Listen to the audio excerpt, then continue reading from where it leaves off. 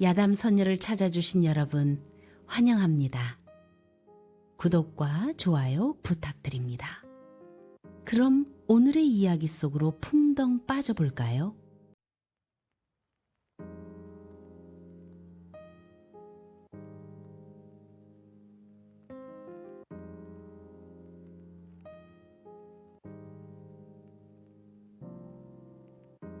사또의 주변은 풍년제를 준비하는 사람들로 가득하지만 아이의 눈에는 그들의 이마마다 새겨진 붉은 죽음의 순서가 선명하게 박혀 있습니다.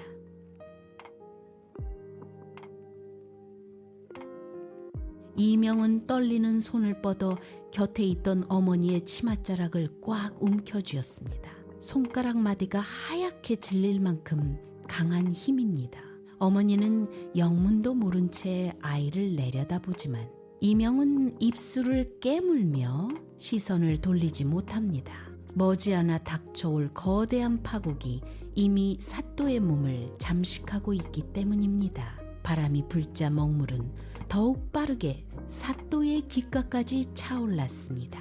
이명은 숨을 죽인 채 오직 어머니의 온기에만 의지하며 다가올 죽음의 그림자를 지켜봅니다. 장터의 소음이 돌연 돋는 듯한 착각이 듭니다. 구두굽이 흙바닥을 짓누르는 규칙적인 소리가 들려옵니다. 박진사가 걸음을 옮길 때마다 사람들이 좌우로 갈라져 길을 내어줍니다. 그는 이명 앞에 멈춰 섭니다.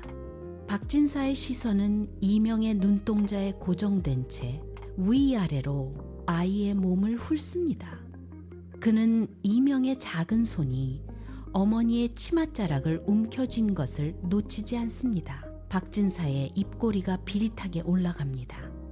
그는 아이의 비범한 능력을 이미 꿰뚫어 본 듯 뱀이 먹잇감을 노리는 것과 같은 차가운 눈빛을 보냅니다.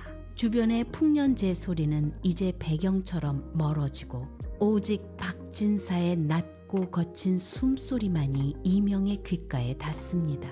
박진사는 손을 뻗어 이명의 턱끝을 살짝 들어 올리려 합니다. 아이의 눈에 서린 죽음을 보는 힘, 그것을 자신의 야욕을 채울 도구로 쓰겠다는 탐욕이 그의 얼굴 위에 짙게 드리워집니다. 박진사는 이명을 향해 만족스러운 듯 짧은 웃음을 흘립니다.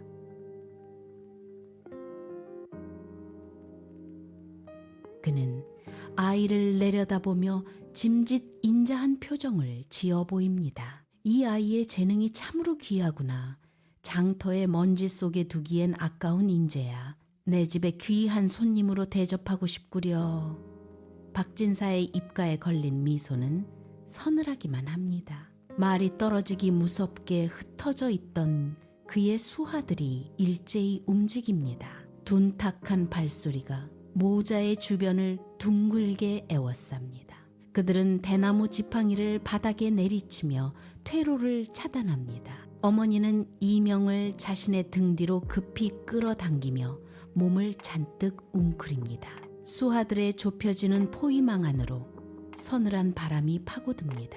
사람들은 두려움에 질려 고개를 숙이고 박진사는 여유롭게 뒷짐을 진 채 모자를 응시합니다. 이제 장터의 북적임은 완전히 사라졌습니다. 오직 거친 숨소리와 수하들의 발소리만이 좁은 공간을 가득 채웁니다. 어머니의 손끝이 파르르 떨리고 이명은 추 아메어지는 포위망 사이에서 박진사의 시선을 정면으로 맞닥뜨립니다. 박진사의 흉곽 부근에서 기괴한 움직임이 시작됩니다. 옅은 회색이었던 공기가 순식간에 끈적한 검은 연기로 변해 뭉게뭉게 피어오릅니다. 이명은 눈을 크게 뜹니다. 연기 속에는 이름 모를 이들의 비명이 소리 없이 일렁이고 있습니다. 그것은 억울하게 생을 마감한 자들의 한이 맺힌 살생의 잔해입니다. 검은 연기는 박진사의 몸을 타고 올라와 그의 얼굴 주변을 뱀처럼 감쌉니다. 이명은 구역질이 올라오는 것을 참으려 입술을 꽉 깨뭅니다. 연기 속에서 붉은 핏방울이 맺혔다 터지는 환영이 보입니다. 박진사가 걸음을 옮길 때마다 그 검은 연기는 바닥에 닿아 흙을 시커멓게 태워버립니다. 아이의 등 뒤로 식은땀이 흐릅니다. 어머니를 붙잡은 이명의 손바닥에 땀이 배어나옵니다. 박진사는 자신의 가슴에서 뿜어져 나오는 그 끔찍한 업보를 보지 못한 채 여전히 비릿한 웃음을 지으며 아이에게 손을 뻗습니다. 이명은 그 검은 연기가 자신의 몸에 닿지 않도록 뒷걸음질치며 박진사라는 인간이 품은 짙은 악취를 온몸으로 받아냅니다. 아이의 시선은 이제 박진사의 얼굴이 아닌 그를 잠식한 검은 업보의 소용돌이에 고정됩니다. 박진사는 이명의 어깨를 거칠게 밀치며 육중한 서재문을 닫아 겁니다. 밖에서 들리던 장터의 소음이 단번에 끊깁니다. 방 안은 촛불조차 켜지지 않아 눅눅한 곰팡이 냄새로 가득합니다. 박진사는 책상 위 낡은 두루마리 하나를 툭 던집니다. 종이는 누렇게 바래고 가장자리는 갈라져 있습니다. 박진사가 붓끝으로 두루마리를 펼치자 그 위에 적힌 이름들이 꿈틀거립니다. 이명의 시선이 종이 위로 고정됩니다. 박진사라는 세 글자가 핏빛으로 번뜩이며 종이 위를 메우고 있습니다. 글자 하나하나가 마치 날카로운 송곳처럼 이명의 눈을 찌릅니다. 아이는 뒷걸음질 치다 책상 모서리에 부딪힙니다. 등 뒤에 차가운 벽이 아이의 척추를 타고 서늘한 기운을 전달합니다. 박진사는 이명을 내려다보며 붓을 잉크통에 깊숙이 담급니다. 잉크가 뚝뚝 떨어져 바닥을 검게 적십니다. 이명은 숨을 죽이고 자신의 이름 옆에 나란히 놓인 저 붉은 글자들이 뿜어내는 기묘한 압박감을 견뎌냅니다. 방 안의 공기가 점점 좁아지며 아이의 폐를 짓누릅니다. 두루마리의 붉은 흔적은 멈추지 않고 계속해서 종이 위를 흐르며 박진사의 잔혹한 과거를 증명하듯 아이의 시야를 가득 채웁니다. 이명은 떨리는 손가락을 들어 박진사의 등 뒤를 가리킵니다. 그곳에는 핏물이 맺힌 눈으로 박진사를 노려보는 여인의 형상이 맺혀 있습니다. 여인의 긴 머리카락이 박진사의 어깨를 타고 흘러내리며 서재 안의 촛불을 억지로 흔듭니다. 이명은 목소리를 쥐어짜내어 뱉습니다. 대감의 등 뒤에 피눈물을 흘리는 여인이 서 있습니다. 박진사는 헛웃음을 치며 뒤를 돌아보지만 허공에 맺힌 차가운 냉기만 느낄 뿐입니다. 이명은 다시 두루마리 위 핏빛으로 적힌 박진사의 이름을 손끝으로 가리킵니다. 명부에서 대감의 이름은 이미 지워졌습니다. 글자의 획이 흩어지고 붉은 기운이 희미하게 꺼져가는 것이 보입니다. 박진사의 얼굴에서 미소가 굳어집니다. 그는 손에 쥐고 있던 붓을 바닥에 떨어뜨립니다. 붓 끝에서 떨어진 먹물이 바닥을 타고 뱀처럼 기어갑니다. 박진사는 서둘러 두루마리를 덮으려 하지만 종이는 이미 잿가루처럼 바스라지기 시작합니다. 방 안의 공기가 급격히 차가워지며 벽면을 타고 서리가 맺힙니다. 이명은 한 발자국도 물러서지 않고 박진사의 흔들리는 동공을 똑바로 응시하며 죽음의 순서가 바뀌었음을 선언합니다. 박진사의 얼굴이 붉게 달아오릅니다. 그는 이명의 멱살을 잡아채 바닥으로 내동댕이 칩니다. 아이는 거친 바닥에 무릎을 꿇고 비명을 삼킵니다. 박진사는 서재의 구석에 놓인 육중한 나무 괴짝을 발로 차서 엽니다. 퀴퀴한 먼지가 괴짝 안에서 솟구칩니다. 박진사는 이명을 괴짝 안으로 밀어넣고 뚜껑을 닫아버립니다. 밖에서 빗장 소리가 날카롭게 울립니다. 어둠 속에서 이명은 좁은 틈 사이로 밖을 내다봅니다. 박진사는 서재 밖으로 나가 어머니의 팔을 낚아채 끌고 들어옵니다. 어머니는 바닥에 쓰러진 채 박진사의 발치에서 떨고 있습니다. 박진사는 어머니의 목 근처에 서늘한 붓끝을 갖다 댑니다. 이명은 괴짝 안에서 주먹을 꽉 쥐고 손톱이 살을 파고드는 고통을 견딥니다. 아이는 숨을 헐떡이며 틈새로 보이는 어머니의 뒷모습을 응시합니다. 어머니의 어깨가 공포로 인해 들썩입니다. 이명은 입술을 깨물며 생각합니다. 명부를 고치지 않으면 저자가 어머니를 해칠 것이 분명합니다. 아이의 눈가에 맺힌 눈물이 뺨을 타고 흘러 괴짝 바닥에 떨어집니다. 좁은 공간 안에서 이명의 가쁜 숨소리가 더욱 크게 울립니다. 밤이 깊어지자 서재 안의 촛불이 맥없이 사그라듭니다. 횃불의 불꽃은 푸른빛으로 변하며 일렁이고 방 안의 공기는 순식간에 얼어붙습니다. 벽면을 타고 흐르던 습기가 순식간에 하얀 서리로 변해 쩍쩍 갈라지는 소리가 들립니다. 괴짝 속에 갇힌 이명은 입김을 내뱉습니다. 하얀 입김이 좁은 틈 사이로 흩어지며 방 안의 냉기를 실감하게 합니다. 바닥에 놓인 먹물 벼루가 쩍 소리를 내며 갈라집니다. 액체였던 먹물은 얼어붙어 검은 얼음 결정이 됩니다. 서재의 사방 벽에서 기괴한 한기가 뿜어져 나옵니다. 마치 산 사람의 온기를 앗아가려는 듯 방 안은 묘실처럼 차갑게 굳어갑니다. 박진사의 입에서도 짙은 안개가 뿜어져 나옵니다. 그는 자신의 몸을 감싸는 죽음의 기운을 느끼지 못한 채 바닥에 흩어진 종이 조각들을 짓밟습니다. 서재 구석마다 검은 그림자가 길게 늘어지며 보이지 않는 저승의 손길이 방 안을 가득 채웁니다. 이명은 괴짝 안에서 몸을 웅크립니다. 뼛속까지 파고드는 한기에 아이의 손끝이 마비됩니다. 방 안의 모든 생명력이 꺾여나가는 듯한 오싹함이 서재를 지배합니다. 박진사는 광기에 젖어 붓을 휘두르지만 그가 딛고 선 자리는 이미 죽음의 기운으로 얼룩져 있습니다. 박진사가 손에 쥐고 있던 붓을 괴짝 위로 거칠게 내던집니다.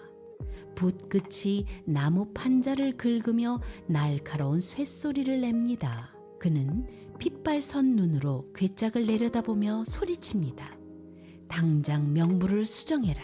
내 이름 옆에 적힌 그 저주를 지우고 수명을 늘려놓으란 말이다. 붓은 괴짝 틈새로 미끄러져 아이의 발치에 떨어집니다.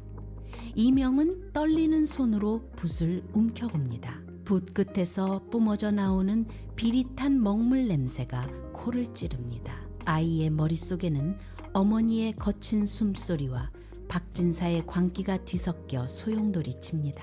이명은 붓을 든 채 멈칫합니다. 붓을 놀리면 어머니는 살 수 있겠지만 자신은 영원히 씻을 수 없는 죄를 짓게 됩니다. 아이는 괴짝 벽에 머리를 기대고 눈을 감습니다. 어둠 속에서 아이의 심장 박동이 불규칙하게 요동칩니다. 박진사는 발을 굴러 괴짝을 걷어차며 재촉합니다. 뜸 들이지 마라. 네 어미의 목숨이 경각에 달렸다. 이명은 붓 끝을 자신의 손바닥에 갖다 댑니다. 아이의 손끝이 미세하게 떨립니다. 붓을 들고 명부를 고쳐야 할지 아니면 이 죽음의 붓을 부러뜨려야 할지 선택의 기로에서 이명의 호흡이 가빠집니다. 서재 안의 공기가 박진사의 광기에 눌려 팽팽하게 당겨집니다. 이명은 손바닥에 닿은 붓 끝에 서늘한 감촉을 느낍니다. 괴짝 너머로 박진사가 휘두르는 붓질 소리가 들립니다. 종이 위를 긁는 소리는 마치 짐승의 발톱이 흙을 파헤치는 듯 거칠고 불규칙합니다. 이명은 눈을 뜨고 어둠 속을 응시합니다.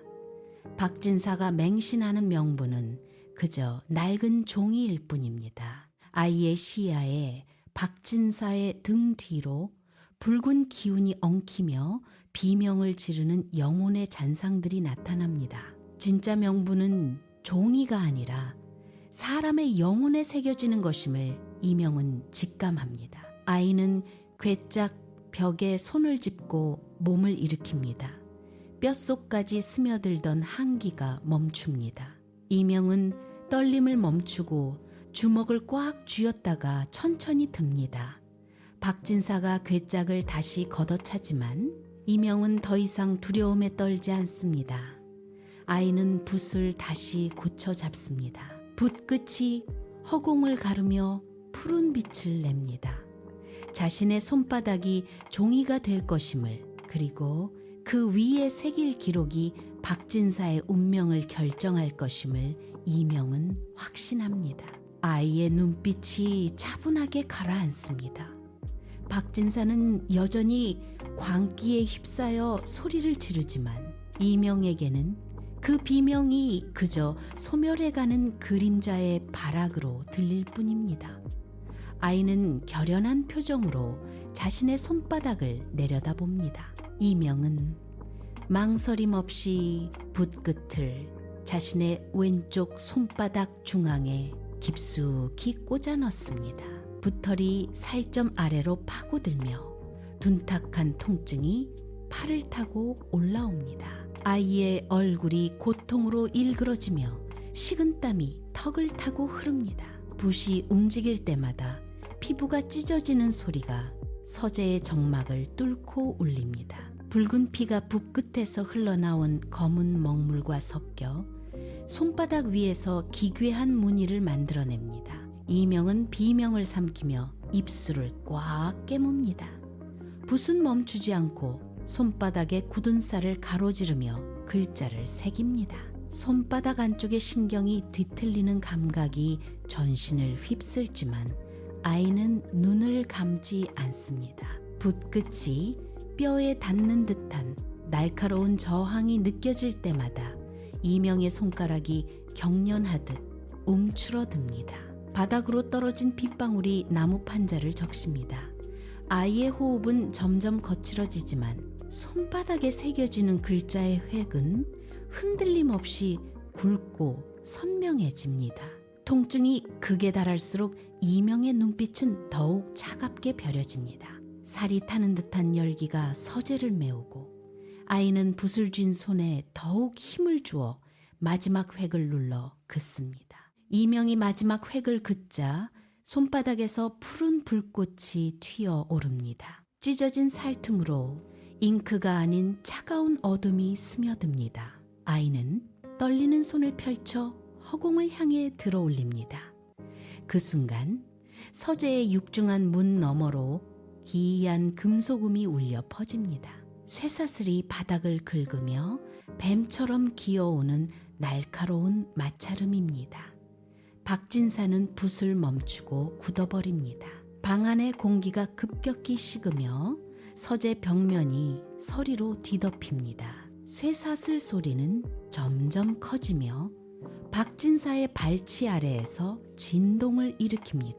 그는 당황하여 붓을 휘두르지만 종이 위의 글자들은 이미 검게 타들어가 흔적도 없이 사라집니다. 박진사는 등 뒤의 허공을 돌아보며 뒷걸음질 칩니다.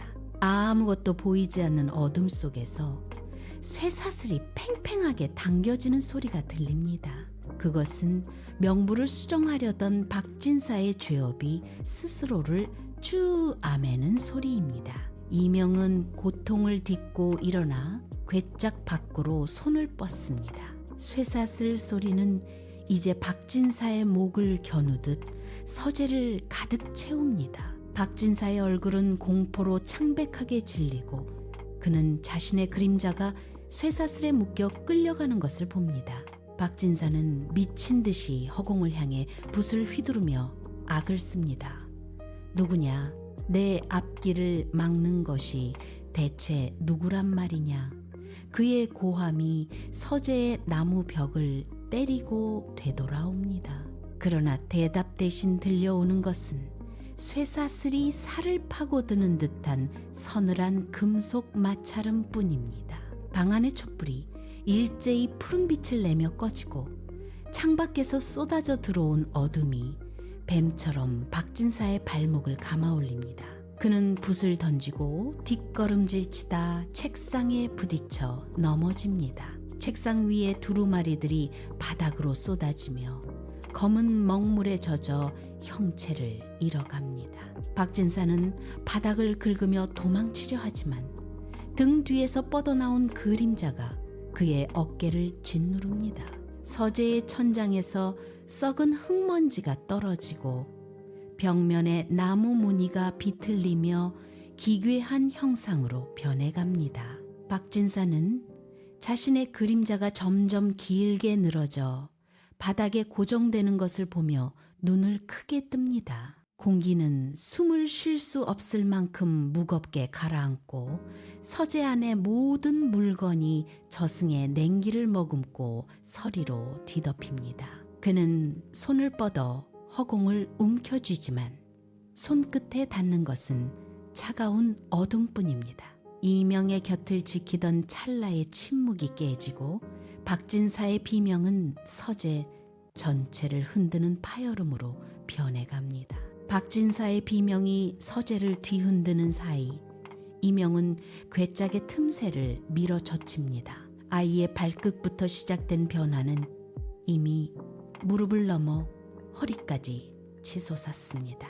살점은 흐릿한 먹물로 변해 바닥을 적시고 움직일 때마다 검은 얼룩이 길게 늘어집니다. 이명은 바닥에 손을 짚습니다.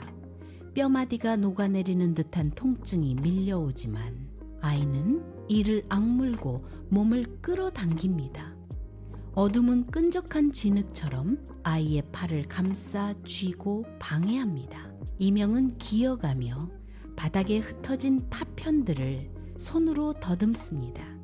차가운 냉기가 척추를 타고 오르지만 아이의 시선은 오직 방 한 구석에 묶여있는 어머니를 향해 고정되어 있습니다. 한 걸음마다 몸의 절반이 검게 흩어지며 바닥으로 스며듭니다.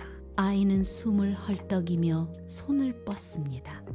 먹물로 변해가는 손가락 끝이 공기를 가르며 어머니의 발치에 닿으려 합니다. 서재의 어둠은 이제 아이의 몸을 완전히 집어삼키려 하지만 이명은 멈추지 않습니다. 아이는 손톱이 바닥에 긁히는 소리를 내며 차가운 먹물 속을 헤엄치듯 어머니를 향해 필사적으로 기어갑니다. 박진사는 떨리는 손으로 붓을 움켜쥐고 명부를 향해 달려듭니다. 그는 붓 끝에 검붉은 먹을 잔뜩 묻혀 자신의 이름이 적힌 두루마리 위로 거칠게 선을 긋습니다. 명부를 고쳐 써서 죽음을 피하려는 마지막 발악입니다. 그러나 붓이 종이에 닿는 순간 예리한 타는 소리와 함께 연기가 피어오릅니다. 종이는 붓의 궤적을 따라 검게 그을리며 순식간에 재가 되어 부서집니다. 박진사는 다시 한번 붓을 휘두르지만 종이는 글자를 받아들이지 않고 형체 없이 녹아내립니다. 서재 안에 공기가 진동하며 박진사의 손등 위로 검은 먹물이 튀어오릅니다. 그는 종이를 움켜쥐고 찢어보지만 손가락 사이로 검은 잿가루만 흩날릴 뿐입니다. 신의 섭리는 인간의 붓 끝에서 수정되기를 거부합니다. 박진사는 바닥에 주저앉아 타버린 명부 조각을 긁어 모읍니다. 그러나 그의 손길이 닿는 모든 기록은 검게 변해 사라집니다. 서재 벽면을 가득 채운 다른 명부들마저 일제히 불꽃 없이 타들어가며 방 안을 매캐한 재와 먹냄새로 가득 채웁니다. 박진사는 허망하게 텅 빈 손을 쥐었다 펴며 자신의 운명을 바꿀 수 없다는 사실 앞에 무릎을 꿇고 맙니다. 박진사는 바닥에 흩어진 재를 짓밟으며 일어섭니다. 그는 비틀거리는 발걸음으로 방 한구석에 묶여있던 어머니에게 달려듭니다. 쇠붙이가 부딪히는 날카로운 소리가 서재의 정적을 찢습니다. 박진사는 어머니의 목덜미에 서늘한 칼날을 바짝 밀착시킵니다. 어머니의 피부 위로 붉은 선이 가늘게 그어지며 핏방울이 맺힙니다. 박진사는 이명을 향해 칼을 든 손을 높이 치켜듭니다. 그의 눈은 광기로 번들거리고 거친 숨소리가 어머니의 귓가를 스칩니다. 박진사는 쉰 목소리로 소리칩니다. 내 어미의 목숨이 경각에 달렸다. 당장 내 수명을 늘리는 글귀를 새겨라. 그는 칼날을 더욱 깊숙이 눌러 어머니의 숨통을 조여옵니다. 어머니는 고통에 몸을 떨며 신음하지만 박진사는 아랑곳하지 않고 칼자루를 쥔 손에 힘을 줍니다. 그는 이명의 반응을 살피며 다시 한번 칼을 휘두르는 시정을 합니다. 서재의 공기는 칼날의 차가운 금속성과 살기를 머금고 팽팽하게 당겨집니다. 박진사는 이제 자신의 마지막 남은 모든 운명을 걸고 아이의 능력을 강탈하려는 극단적인 도박을 감행합니다. 어머니의 목에 닿은 칼날이 미세하게 떨릴 때마다 방 안의 모든 시선은 그 좁은 칼날 끝에 집중됩니다. 이명은 떨리는 눈꺼풀을 굳게 닫습니다. 박진사의 칼날이 어머니의 피부를 파고드는 찰나 아이의 의식은 서재의 벽을 넘어 까마득한 심연으로 가라앉습니다. 귓가에 웅웅거리던 바람소리가 순식간에 비명으로 바뀝니다. 수천 년 동안 억울하게 명부에서 지워진 자들의 원통한 울음이 폭포수처럼 이명의 머릿속을 덮칩니다. 아이의 발밑에서부터 차가운 한기가 솟구쳐 올라와 전신을 휘감습니다. 이명은 주먹을 꽉 쥐고 비명을 삼킵니다. 뼈마디가 하얗게 드러나고 손바닥에 맺힌 땀방울이 바닥으로 툭 떨어집니다. 방 안의 촛불이 일제히 푸른색으로 변하며 거세게 일렁입니다. 서재의 공기가 무거운 압력으로 변해 아이의 어깨를 짓누르지만 이명은 그 압력을 견디며 영적인 에너지를 자신의 몸 안으로 끌어당깁니다. 아이의 몸 주변으로 보이지 않는 파동이 소용돌이치며 책상에 먼지를 흩뜨립니다. 박진사가 쥔 칼날이 징검다리처럼 진동하며 쇠끼리 부딪히는 소리를 냅니다. 이명은 숨을 멈추고 온몸의 감각을 곤두세웁니다. 죽은 자들의 비명이 아이의 혈관을 타고 흐르며 평범한 아이의 육신은 이제 거대한 영적 에너지를 담아내는 그릇으로 변모합니다. 눈을 뜬 아이의 동공에는 칠흑 같은 어둠과 푸른 불꽃이 섞여 소용돌이칩니다. 이명이 허공으로 손을 뻗습니다. 아이의 손끝에서 타오르는 푸른 불꽃이 궤적을 그리며 공기 중에 박힙니다. 그것은 수명을 늘리는 글자가 아니었습니다. 이명은 박진사가 저지른 모든 살생의 기억을 끄집어내어 그의 영혼 위에 강제로 새깁니다. 푸른 빛이 박진사의 가슴을 관통하자 그는 칼을 놓치고 뒷걸음질 칩니다. 바닥에 떨어진 칼날이 쨍그랑 소리를 내며 굴러갑니다. 박진사의 몸이 뻣뻣하게 굳더니 뼈마디가 어긋나는 소리가 서재를 가득 채웁니다. 그의 어깨가 뒤로 꺾이고 목이 기괴한 각도로 뒤틀립니다. 살점이 검은 먹물처럼 흘러내리고 그 자리에 낡은 명부의 글귀들이 흉터처럼 돋아납니다. 박진사는 비명을 지르려 하지만 입안에서는 검은 연기만이 뿜어져 나옵니다. 그는 자신의 죄악이 육신에 고정되는 고통을 견디지 못하고 벽을 긁어댑니다. 손톱이 벽지를 찍고 나무 판자를 파고듭니다.